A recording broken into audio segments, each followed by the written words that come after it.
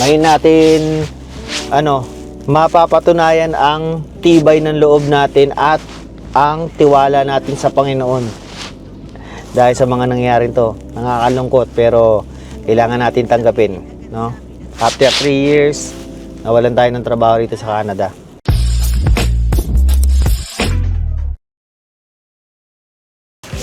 Yun! Grabe. Grabe ang yung weather ngayon. Merong blizzard.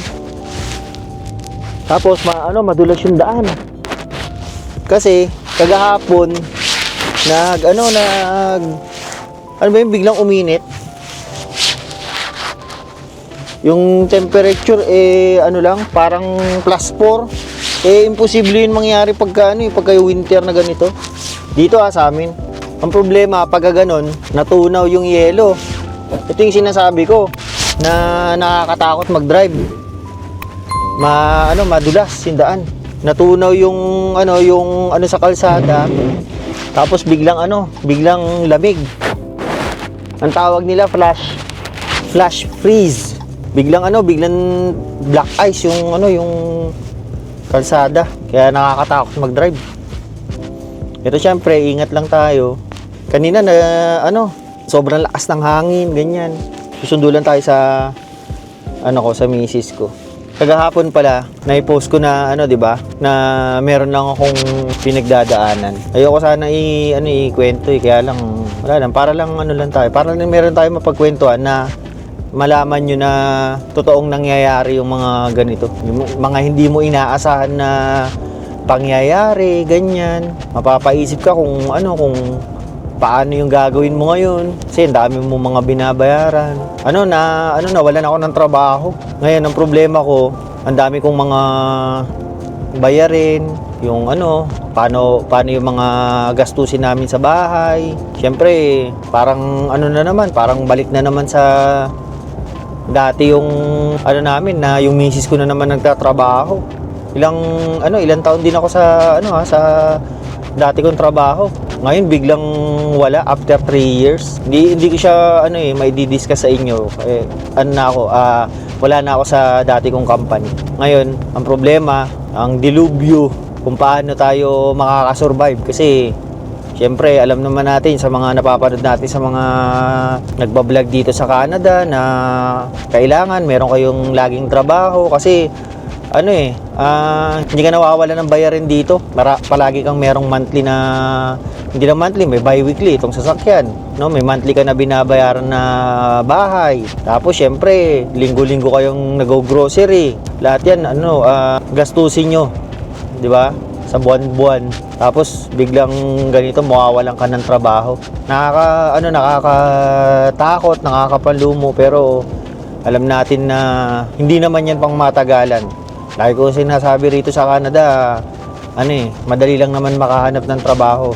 Well, masusubukan natin yan kung ngayon, kung madali talagang kumuha ng trabaho. Pero syempre, natatakot ako sa kung ano man yung mangyayari. Kasi hindi natin alam dami nating gastusin. May mga biglaan din na gastos, ganyan. Although may savings tayo, pero syempre ayaw nating magalaw yung savings na yun. Parang hindi ko rin na ganito biglang nangyari. Sabi ng misis ko sa akin, ano ba to? Sabi sa'yo, pagka huwag ka nang masyadong maglalabas ng mga personal na bagay mo sa mga vlogs mo, sa mga kasi alam mo yun, sinasabi ng misis ko yung evil eye. Yan daw yung wala na silang magagawa tungkol sa mga nangyayari sa buhay mo. Kaya lang ito nga, mukhang nagwagi yung mga nagdadasal na kasi hindi mo naman masasabi. Akala mo lahat ng tao masaya sa'yo sa mga ginagawa mo. Alam sa akin tumutulong ako sa mga videos ko para mayroong mga ma-inspire. May yung mga gustong pumunta rito sa Canada, makakuha sila ng mga ideas. Bibigay ako ng mga tips, mga ganyan, kung ano yung mga dapat gawin. Baga puro pagtulong lang yung ginagawa ko. Pero syempre, yung iba na mga nanonood sa'yo, hindi lahat yun ang tingin sa'yo Yung iba ang tingin sa'yo, mayabang ka, pag Canada ka, kupal ka, mga ganyan. May nag-comment nga sa akin sa FB ko niyan dati na alam kong taga dito lang din sa sa lugar namin. Ganyan tayo mga Pilipino eh. Hindi natin makita yung kababayan natin na nagsasucceed. Parang palaging merong puot sa kanilang damdamin. Which is mali eh. Mali yun sa atin mga Pilipino. Sabi ni Mrs. hindi lang naman mga Pilipino ganyan kasi naririnig niya rin daw sa mga sa mga kasama niya na may mga ganyan din, parang mga nagbabadmoutan. Kaya lang mas sa atin, mas pronounce sa ating mga Pilipino yung ganyan kasi tayo eh. Kilalang nga tayo na alam mo yun, chismoso. Pero ganun pa man, mahal natin mga kababayan natin. Hindi tayo magpapadala sa mga naririnig natin, kung ano pa man yung mga pinag-uusapan, mga ganyan. Ako, sana ako napunta. Parang lang ako, parang nalulungkot lang kasi ako na ganito yung nangyari sa natin sa kung kailan tumagal tayo dito sa Canada. Biglang ganito, di ba? Na biglang nawalan ng trabaho. Tingnan natin kung saan tayo pupunta. Patuloy lang ang buhay, no? Lagi nating ipagpasa Diyos kung ano man yung nangyayari sa atin. Meron kapalit yan, yung ganyang pangyayari. Kaya ngayon natin patutunayan kung mahirap ba talagang kumuha ng trabaho rito sa Canada. Sasama ko kayo sa aking journey sa paghahanap ng trabaho dito sa Canada. Lagi kong sinasabi kasi di ba na madaling makahanap dito ng trabaho, mga ganyan. Tignan natin ngayon kung totoo yung mga pinagsasabi ko. Kasi syempre, mga hindi naman lahat ganun eh.